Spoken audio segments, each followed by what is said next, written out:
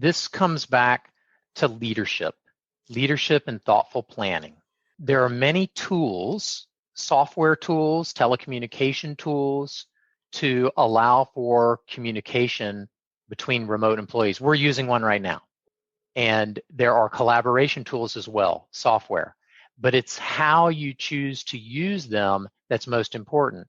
And I think one of my pieces of advice for organizations out there is to come up with cultural norms for how you as a team or as an organization communicate with each other. And examples of this would be, what are our hours when we are expected to respond to either voicemails and email and text messages, so that we keep some structure and boundaries on our personal life and our home life. So it could be, hey, from 7 a.m. to 7 p.m., it's fair game, or 7 a.m. to 6 p.m., whatever the case may be. But after that, we have no expectation that you will reply to communication.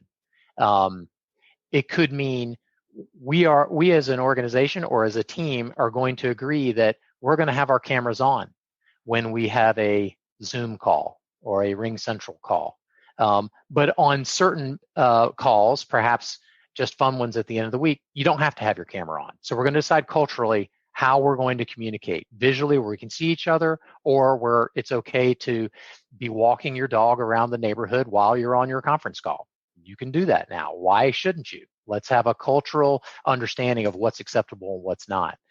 So there's a number of things that I think people can agree to.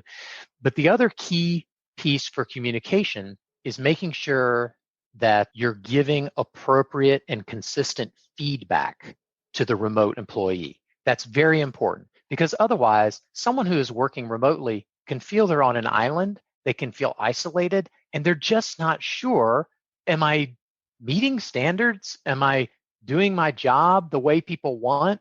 Give me some feedback. So consistent, frequent, informal feedback, and everyone has to define what frequent means for them and their team. But I think that's a key part of communication, is making sure, and it goes both ways. The manager needs feedback also on how they're doing, and sort of in a 360 view. But that's what I would advise, is to really focus on good feedback, consistent, informal communication, and then planned formal communication that perhaps is a little bit more often business reviews, for instance, than they may have been when everyone was in the office together.